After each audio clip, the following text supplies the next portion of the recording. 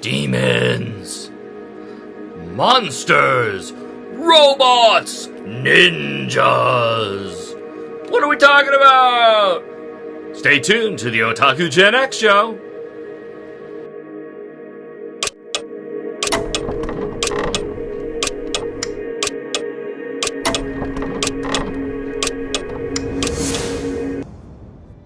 Hello, and welcome to the Otaku Gen X show.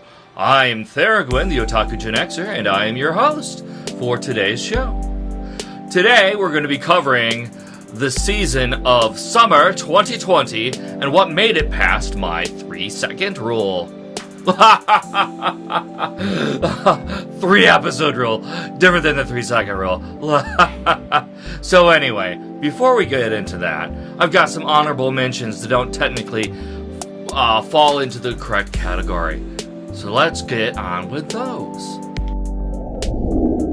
Okay, so the rules of the game for this are ones that I watched for more than 3 episodes that actually ended in summer of 2020. One show doesn't fit that, and that's Fire Force. So Fire Force I am still watching, and it is continuing on into winter 2020,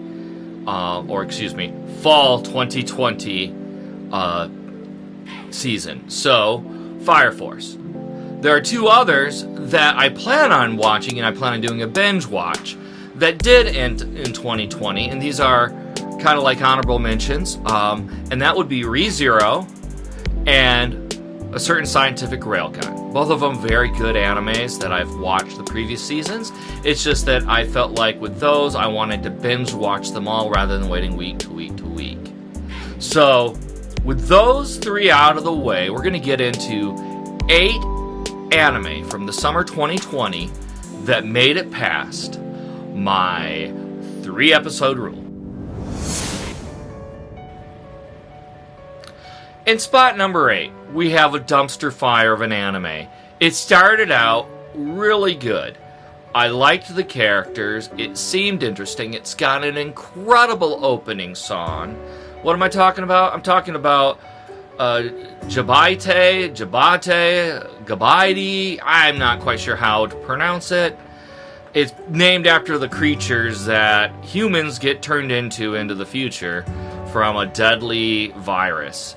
And it follows these people that are searching for a vaccine to the virus by creating things. It has a lot of great, stupid anime pseudoscience that doesn't make any real sense. And it has 3 awesome heroes that get teleported from the past to the present. You have a samurai, you have a ninja, and you have a monk. And then you have some mafia people and things like that. And the plot goes downhill and has an unexpected plot twist that was kind of expected. And then they have the terrible CG monsters that then they occasionally draw in 2D so that the 2D characters can kill the 3D CG monsters. And it's just, yeah. Unfortunately, Crunchyroll helped fund this anime. I feel so sorry for Crunchyroll in wasting their money on this dumpster fire. I give it 1 or even 0.5 out of 5 recommendation. Not worth your time unless you're doing a Mystery Science Theater 3000 episode and you're sitting down with your friends and you are binge watching and mocking this the entire time. That's the only way I would ever recommend anybody to watch this again. Okay. Number 7. What happens when you mix the fetish of moe cute girls, the fetish of monsters, and the fetish of being a doctor? Why, you get Monster Girl Doctor. This one's on Crunchyroll and licensed by Crunchyroll. You have generic harem dude doctor that looks kind of like they ripped the style of Kirito from Sword Art Online and plopped him into this world, and he's a doctor, And he's got all the monster girls fawning over him and wanting to marry him and all that stuff. Yeah.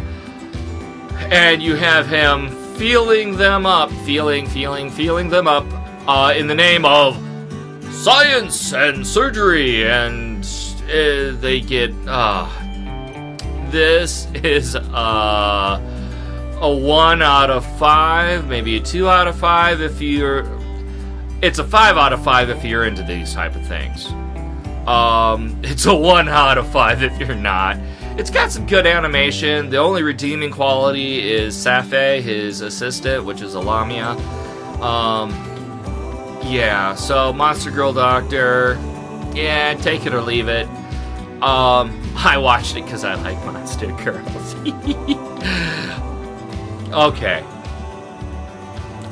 Spot number 6 was a surprise to me that I put it so low in the list. And that's because I'm wearing this sweatshirt. We're talking Sword Art Online, Alicization arc, War of the Underworld, the conclusion. I love Asuna.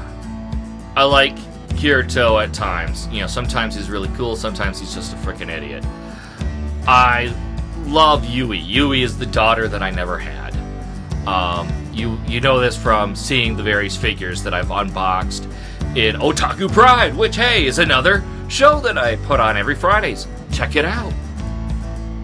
But the issue with this final arc was it was supposed to highlight Goddess Asuna, Goddess Letha, Goddess Sinan, let them shine, to the fact that they've got like figures coming out for sale that are in the $200 to $300 price range.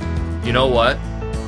If you guys subscribe and get me monetized, I might be able to afford to buy one of those. Yay! Okay, I have to get it past the wife first, though. Anyway, so the girls shown really good, and there was excellent combat, and the animation is gorgeous as always, and the story was pretty good, except for the girls kept on having trauma and went, ah! Oh my gosh, we can't do that! Ah! Save us, Kirito-kun, who's a potato! And then Godkut comes back and saves everybody, and yeah. It was a disappointment. That's all I have to say. If you like Sword Art Online, you're going to watch this. If you don't like Sword Art Online, you're not going to watch this. I give it a solid 3 out of 5 stars, because I am a Sword Art Online fan. But, yeah, Sword Art Online, what can I say? I can tell you this. Sword Art Online Progressive that they announced, oh baby, yeah! That's coming out in 2022, we think, to correlate with the actual date that people got trapped in Aincrad. I can't wait. It's going to be so cool. Anyway, spot number 5. In this spot, we have the most racist anime ever. I am so surprised that this didn't get more press. Then again, I'm not. It's a very niche anime. It's on Funimation, licensed by Funimation. We have Appa Ramune, and this follows Appa and Kozume, 2 guys from Japan that, through accidents and things like that, end up in San Francisco with their broken steamship that Appa built. And Appa rebuilds that as a race car, hybrid gasoline steam engine, and they race across America in this race to win the money so they can go back to Japan. I say that this is racist because they have a African-American black man that's part of this race that has the fro and weird goggles that are kind of like sunglasses, and he's got beatbox jam type music that didn't exist yet on a phonograph in his car. There's a Chinese girl who's whoa, whoa, whoa, whoa, whoa, really good at martial arts. There's the British guy who's very effeminate with his very proper one of probably, you know, between the Chinese girl and the British girl, they're both best girls. Hey, want to know what a best girl is? Check out this week's Say What that comes out on Wednesday. I'm covering best girl, waifu, what all those terms mean. Anyway, eventually they get a little Indian boy named Haruto. Wait a minute, that's a Japanese name. Yeah, lots of dorkiness in this. Like I said, it seems very racist, but it's lots of fun.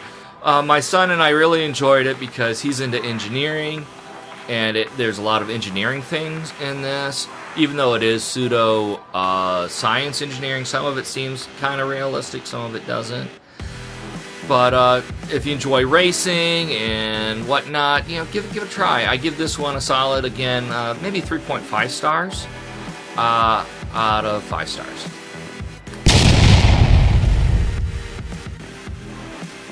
As sometimes happens with various things, you run out of time. So I've run out of time. So I'm going to ask you guys to please like and subscribe. And next week we will cover the remaining 4 animes from summer of 2020 that were in the top 4 spots. So thanks for watching, and keep it real, virtually, and in the real world. Later.